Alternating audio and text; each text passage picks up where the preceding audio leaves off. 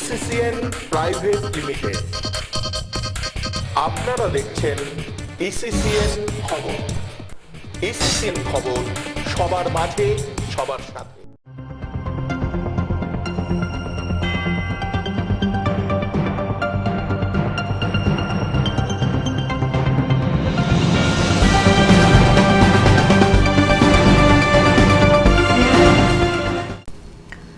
নমস্কার, ইসিসিএন খবরে আপনাদের স্বাগত। আপনাদের সাথে আমি অঙ্কিতা। শুরুতেই হেডলাইন্স।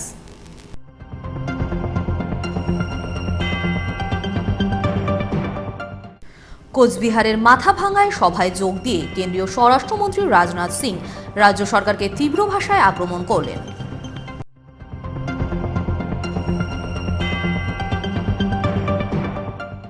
মদের দোকান বন্ধ করার দাবিতে দিনহাটা থানায় বিক্ষোভ ও ডেপুটেশন দিল মদনমোহনবাড়ি বাইপাস এলাকার মহিলারা।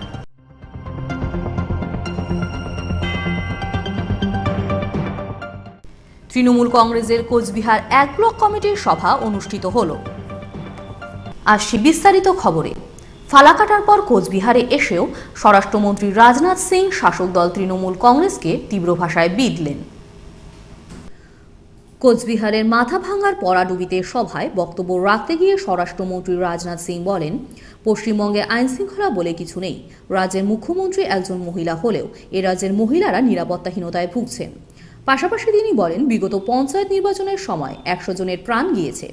বিজেপি ক্ষমতায় এলে খুনিদের ছাড়া হবে না। শনিবার কোচবিহারের মাথাভাঙ্গার পড়াডুবিতে সভা থেকে এমনটাই বলেন কেন্দ্রীয় স্বরাষ্ট্রমন্ত্রী রাজনাথ সিং। তার অভিযোগ, কেন্দ্র অনুপ্রবেশ আটকাতে কাটাতার বসাতে জমি চেয়েছিলেন, কিন্তু পশ্চিমবঙ্গ সরকার তা দেয়নি। ফালাকাটায় জনসভা করার পর স্বরাষ্ট্রমন্ত্রী রাজনাথ সিং কোচবিহারের মাথাভাঙ্গায় জনসভায় যোগ দেন। 3টের একটু আগে তিনি সভাস্থলে উপস্থিত হন, কর্মী সমর্থকদের উষ্ণ অভ্যর্থনা জানান এবং এরপরেই তার ভাষণের মাধ্যমে কোচবিহারের সীমান্তে কাটাতারের সমস্যা থেকে শুরু করে স্মাগলিং, গরু পাচার বিভিন্ন বিষয় তিনি তুলে ধরেন এবং রাজ্য সরকার যে কেন্দ্রীয় সরকারকে সাহায্য করছে না সে বিষয়ে তীব্র ভাষায় প্রতিবাদ করেন। শাসক দলের মা মাটি মানুষ এই স্লোগানকে ব্যঙ্গ করে তিনি বলেন, মা মাটি মানুষ আজ বিপন্ন। পাশাপাশি যারা রাজনৈতিক প্রতিহিংসা করছেন, দলীয় কর্মীদের হত্যা করছেন, ক্ষমতায় এসে তাদেরকে দেখে নেওয়ার আশ্বাস দেন। রাজনাথ সিং বলেন, সভা থেকে মোদির নেতৃত্ব ফের সোনার বাংলা গড়ার ডাক দেন। বলেন, সোনার বাংলা গড়বেন মোদি, তাই 21শে বাংলায় বিজেপি মুখ্যমন্ত্রী হবে বলেও তিনি দাবি করেন। তৃণমূল সরকারের বিরুদ্ধে রাজনাথ সিং এর অভিযোগ, দারিদ্র্য দূর করতে ব্যর্থ হয়েছে তৃণমূল। এদিন রাজ্য সরকারের সমালোচনা করে তিনি বলেন, আমরা এখানে বেকারত্ব দূর করতে চাই, কিন্তু এ রাজ্যের সরকার আমাদের সাহায্য নিতেই চাইছে না। মোদী সরকারের আয়ুষ্মান ভারত যোজনা দারিদ্ররা সুবিধা পাচ্ছে, সকলেই এই সুবিধা পাক সেই চেষ্টাই আমরা করছি। 5 লক্ষ দারিদ্র্যের বিনামূল্যে চিকিৎসা করা হবে, কিন্তু পশ্চিমবঙ্গের তৃণমূল সরকার কোনো সুবিধাই নিতে চাইছেন না। ভিড়ে ঠাসা এদিনের সভায় তিনি বলেন, হিন্দু, মুসলিম, খ্রিস্টান ধর্ম ভেদাভেদ করতে চায় না বিজেপি।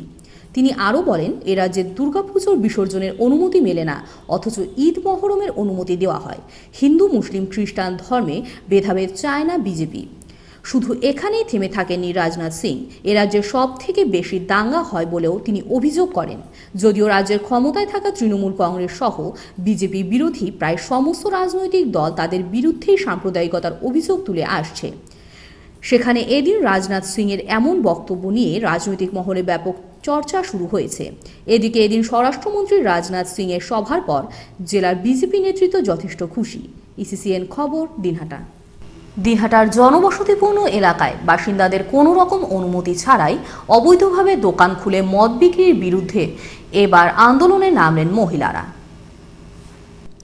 দিনহাটা মদনমোহনবাড়ি বাইপাস এলাকার মহিলারা শনিবার দিনহাটা থানায় বিক্ষোভ ডেপুটেশন দিয়ে অবিলম্বে দোকান বন্ধের পাশাপাশি মদ বিক্রি বন্ধের দাবিতে সরব হন। এলাকার মহিলারা বলেন, জনবসতিপূর্ণ এলাকায় গোপনে মদের দোকান খুলে মদ বিক্রি করা শুরু হলে গোটা এলাকার পরিবেশ প্রতিদিন খারাপ হয়ে পড়ছে। আবাসিক এলাকার যুব সমাজ বিপদগামী হবে বলেও তারা উল্লেখ করেন। এর ফলে ভুগতে হবে বাড়ির মহিলাদের। এলাকার মহিলারা এদিন দিনহাটা থানার সামনে বিক্ষোভ দেখানোর পাশাপাশি থানার আইসিকে স্মারকলিপি দিয়ে এলাকায় অবৈধভাবে মদ বিক্রি বন্ধের দাবি জানান। স্থানীয় এলাকার মহিলাদের মুক্তি রায়, সর্বাণী বর্মন, কণা দাস, ললিতা বর্মন, জয়ন্তী দাস, রিক্তা বর্মন প্রমুখ বলেন, মদনমোহনবাড়ি বাইপাস জনবসতি এলাকার বাসিন্দাদের অগোচরেই একটি মদের দোকান গজিয়ে ওঠে। জনবসতিপূর্ণ এলাকায় রাজ্য সরকার কিভাবে মদের দোকানের জন্য লাইসেন্স প্রদান করেন তা নিয়েও তারা প্রশ্ন তোলেন। অবিলম্বে এই মদের দোকান বন্ধের পাশাপাশি সরকারি সিদ্ধান্তের তীব্র বিরোধিতা করেন এই মহিলারা। তারা বলেন, ওই মদের দোকানের আশেপাশে রয়েছে 2টি প্রাথমিক স্কুল থেকে শুরু করে কলেজ, এমনকি ধর্মীয় প্রতিষ্ঠান। জনবসতিপূর্ণ এই এলাকাতেই মদের দোকান খোলা এলাকার মহিলারা গত 31শে জানুয়ারি সন্ধ্যায় এর বিরুদ্ধে প্রতিবাদে সরব হন। গ্রামের মহিলারা সকলেই জনবসতিপূর্ণ এলাকায় মদের দোকান বন্ধ করতে প্রতিবাদে নামলে বেশ কয়েকজনের নামে মদের দোকানের মালিক পুলিশের কাছে লিখিত অভিযোগ জানায়। মহিলারা বলেন, অবিলম্বে এই পুলিশের এজাহার প্রত্যাহার করা ছাড়াও মদের দোকান বন্ধ করা না হলে আগামীতে তারা বৃহত্তর আন্দোলনে নামতে বাধ্য হবেন। আন্দোলনকারী মহিলারা বলেন, দিনহাটার বিভিন্ন স্থানে মদ বিক্রি হয়, সাধারণ মানুষ থেকে শুরু করে যুব সমাজ নানাভাবে নেশাগ্রস্ত হয়ে পড়েছে, আর এর প্রভাব এসে পড়ছে সাংসারিক জীবনেও। মদের নেশায় আসক্ত হয়ে সংসারে প্রতিদিনই অশান্তি চলছে বলেও তাদের অনেকে উল্লেখ করেন। পুলিশ এর বিরুদ্ধে প্রয়োজনীয় পদক্ষেপ না নিলে মহিলারা প্রয়োজনে রাজ্যের মুখ্যমন্ত্রীর দ্বারস্থ হবেন বলেও জানান। কেস প্রত্যাহার না করে তাহলে আমরা বৃহত্তর আন্দোলনের দিকে যাব। কেন ওইখানে যে পরিবেশ, এইখানে মদের দোকান হলে পাশে স্কুল, একটা মন্দির আছে, পাশে 2টা প্রাইমারি স্কুল আছে, পাশে রেল স্টেশন আছে, মানে ওইখানে যে পরিবেশটা সম্পূর্ণটাই কিন্তু নষ্ট হয়ে যাবে। মানে আমরা স্বাধীন মতো রাস্তায় চলতে পারবো না। আপনি জানেন রাত 9টা সাড়ে 9টার দিকে একটা ট্রেন ঢোকে, ট্রেন যাত্রীদেরও অসুবিধা হবে। এই যে সকাল ভোর 5টার দিকে অসংখ্য লোক, বয়স্ক লোক এখানে মর্নিং ওয়াক করে, এদেরও কিন্তু নানান সমস্যার হবে। আর সবচেয়ে বেশি এর ভিকটিম হবে মহিলারা, মেয়েরা স্বাধীনভাবে এগুলি চলতে পারবে না।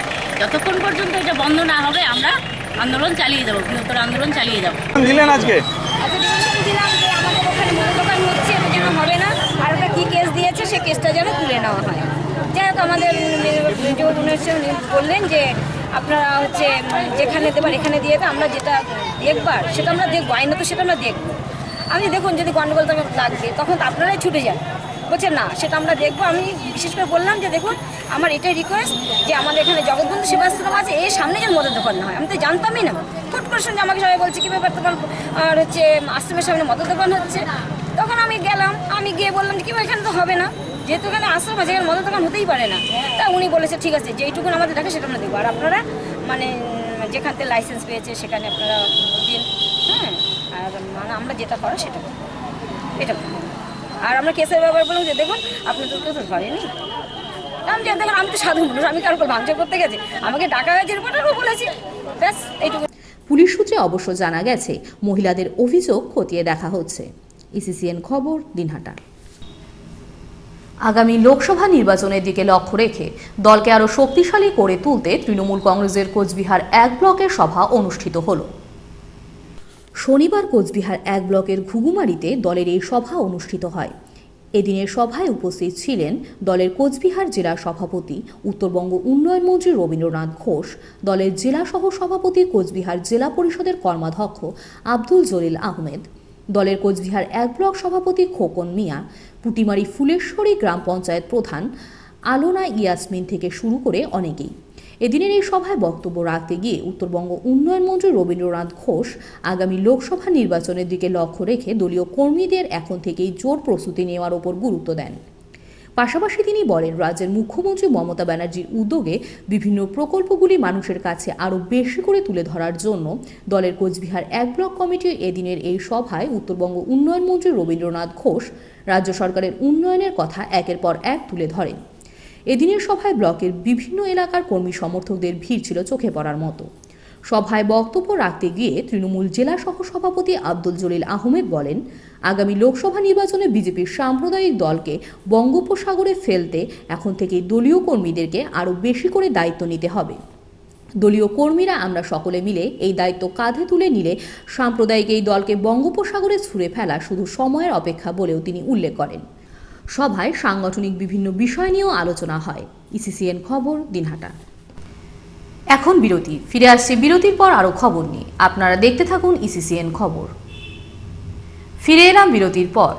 বামুনহাট শিলিগুড়ির ডেমু প্যাসেঞ্জার ট্রেনটি গত কিছুদিন ধরে দেরিতে আসায় সমস্যায় পড়তে হচ্ছে রেল যাত্রীদের। ৭৫,৭১৭ up Siliguri junction Bamanhat DEMU passenger ট্রেনটি নির্ধারিত সময়ের থেকে কখনো 2 ঘন্টা, কখনো 3 ঘন্টা, আবার কখনো তারও পরে দিনহাটা স্টেশনে আসছে বলে যাত্রীরা অনেকে উল্লেখ করেন।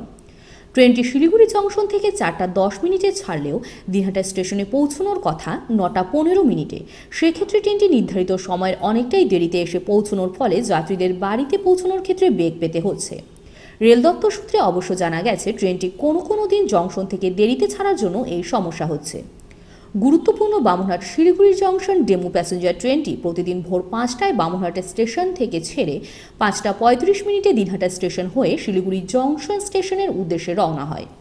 ট্রেনটি রাতে গত কিছুদিন ধরে নির্ধারিত সময়ের অনেকটা পরে দিনহাটা কিংবা বামনহাট স্টেশনে আসার ফলে স্বাভাবিকভাবে স্টেশনে কোনো রকম যানবাহন না থাকায় অনেক ক্ষেত্রেই যাত্রীদেরকে সমস্যায় পড়তে হয়। Bamanhat Siliguri junction DEMU passenger ট্রেনটিকে যাত্রীদের সুবিধার্থে সময় মতো চালানোর জন্য বিভিন্ন সংগঠনের পক্ষ থেকেও দপ্তরের দৃষ্টি আকর্ষণ করা হয়েছে।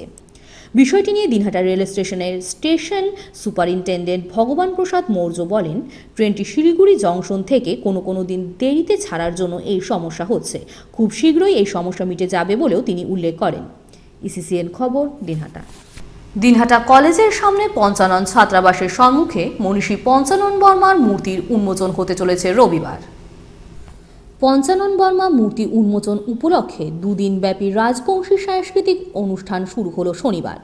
2 দিনব্যাপী অনুষ্ঠানের প্রথম দিন প্রতিযোগিতামূলক সাংস্কৃতিক অনুষ্ঠান ছাড়াও পঞ্চানন অনুগামী মঞ্চের উদ্যোগে শনিবার দিনহাটা সংহতি ময়দানে 2 দিনব্যাপী এই সাংস্কৃতিক অনুষ্ঠানের উদ্বোধন করেন আয়োজক সংস্থার সভাপতি বিবেকানন্দ রায় সিংহ। উদ্বোধনী অনুষ্ঠানে উপস্থিত ছিলেন শিক্ষক নীলাম্বর সরকার, সংস্থার সম্পাদক পরিমল বর্মন, শিবপ্রসাদ রায়, রতন বর্মা, শিলাদিত্য রায় প্রমুখ।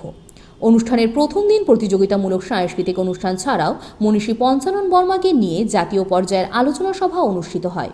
এই আলোচনা সভায় বাংলাদেশ, নেপাল ছাড়াও অসম, বিহার, মেঘালয় থেকে শিল্পীরা অংশগ্রহণ করে বলেও উদ্যোক্তাদের পক্ষে রতন বর্মা জানান। জাতীয় স্তরের এই আলোচনা সভায় মনীষী পঞ্চানন বর্মা উদারতা থেকে শুরু করে কী করে সমাজকে কিভাবে এগিয়ে নিয়ে যাওয়া যায় তা নিয়েও বিভিন্ন দিক তুলে ধরেন বক্তারা। আয়োজক সংগঠন সূত্রে জানা গেছে, প্রথম দিন নানা অনুষ্ঠানের পাশাপাশি রবিবার সকালে দিনহাটা কলেজের ছাত্রাবাসের সামনে মনীষী পঞ্চানন বর্মার পূর্ণ মূর্তি উন্মোচন হবে। প্রথম দিনের এই অনুষ্ঠানকে ঘিরে বেশ উৎসাহ লক্ষ্য করা যায়। ইসিসিএন খবর, দিনহাটা। ইসিসিএন খবর এখনকার মতো এ পর্যন্তই। আপনারা দেখতে থাকুন ইসিসিএন খবর, সবার মাঝে সবার সাথে।